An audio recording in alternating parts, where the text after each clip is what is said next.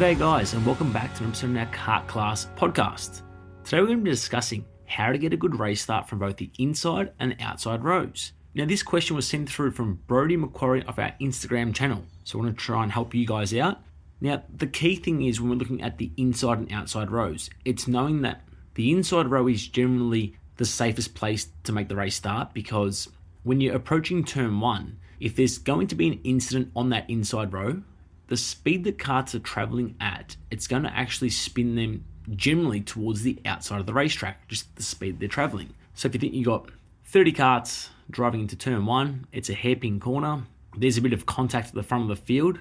With the speed that you're traveling, say at 50 mile an hour or 80 kilometers an hour into turn one, as those karts make contact and spin, it's very unlikely they're going to stop straight away right in that direct position that they've had contact. They're going to make contact and slowly spin out of control, whether it comes to a stop or they lose some speed and control. It's going to push them towards the outside row. So then what happens is the outside row gets impeded with their run. They have to either go around the incident or have to slow down and slot into a position. So the inside is going to be the safest spot, but not necessarily it's going to be the easiest spot to make up positions. But this is where it comes into play. When I'm looking at a race start, I'm also looking at, do I actually have any speed in my car? Because if I'm struggling for pace in a race, then what happens is you need to make bigger moves at the start, because the first two laps are when the karts are at the closest position they're going to be for the whole race before it really starts to open up. So if I'm struggling for speed and I need to make up those 4 or 5 positions very quickly, then the first 2 laps I'm trying to take a lot more risk than I normally would than if I have some speed. So it's actually having that mindset of, okay, we're a couple of tenths off the pace. If I don't go for any of these passes straight away and I let the race unfold in front of me, and then what happens is once the karts start to space out, I've got no more speed than the guys in front of me. So naturally, I'm relying then to make some mistakes or to have some incidents for me to be able to keep up and then overtake them. Now, I'm going to try and make some bigger passes when it comes to having no pace. So it's looking for those pretty ballsy sort of moves, whether it's the inside or trying to make your way to the outside, which is, again, not really recommended, but sometimes you have to take risks that when you haven't got speed. If I've got some pace and I know you've just got to stay in this race because it could be a 12, a 15, a 20 lap race, then I don't need to take the risks. I'm just trying to hold position, whether I lose 1 or 2, but I'm definitely not trying to lose any positions. But it's damage limitation, so it's taking less risks. Do I want to put my nose to the inside, up and over a curb to try and make one position? But the chances are if I make contact, I could spin out and the race is over. So again, that mindset of if I've got some speed, just try and play it safe. Yeah, look for some gaps. If they're there, take them. If they're not, don't force your way into these gaps that aren't quite there. If I'm on the outside row, the first thing I'm trying to do is I'm trying to get to the inside. If I can see a gap appearing, I'm trying to squeeze my way down towards the inside. Now, not always do those gaps open up. So knowing that on the outside, you're going to have better braking grip, because that's where most of the karts are going to be driving for their fastest ultimate lap. So there's going to be more rubber in that braking zone. So what you're trying to do is, if you can't slot into the inside, you want to actually brake a little bit later than the guy that you're driving up alongside. So you might be able to make up a position in the braking zone. Now, where cars get caught out on the outside is that as you're actually going around the corner, well, the inside row with the momentum and the speed that they have, they try and squeeze their way back out to the outside.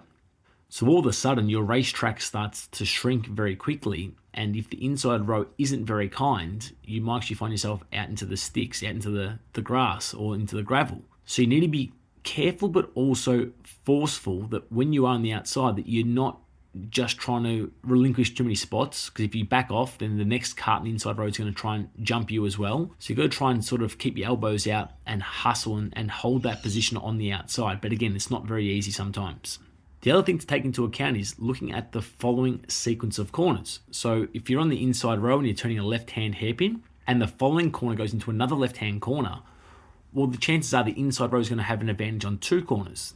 So again, it's taking that risk on, if there's a left and into a right pretty quickly, do you hang on the outside on the left-hand corner, because then you know you're set up for the right-hand corner back onto the inside. These are the sort of things that you're trying to map out in your head before you even go out onto the racetrack.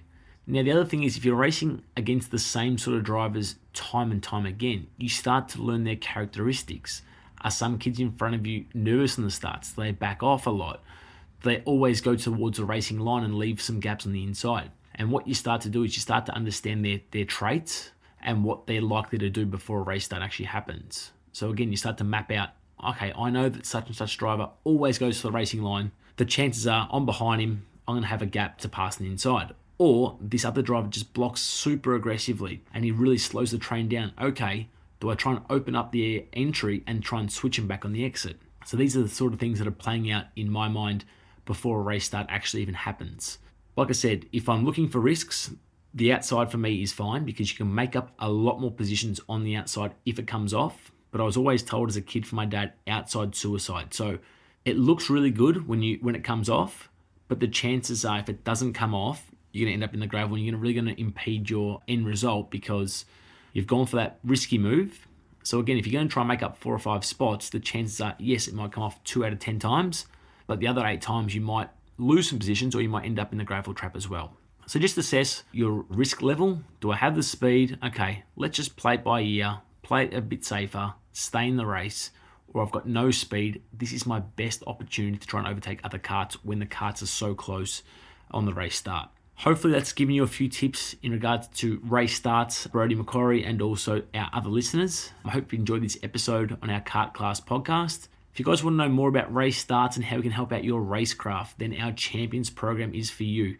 That's where we really dive deep into the racecraft and the driving techniques that you guys would need to move up the field. We don't sort of concentrate too much on finding that last 10th of a second. It's how to beat your opposition with the speed that you have. So if you guys need more information, visit kartclass.com. And we look forward to chatting to you guys soon. So send through your questions on Instagram if you want to have a podcast episode recorded for you guys so we can answer your questions. And that's it for us. I'm your host, Andy Thomas Australian Champion David Serra. We'll speak to you guys soon.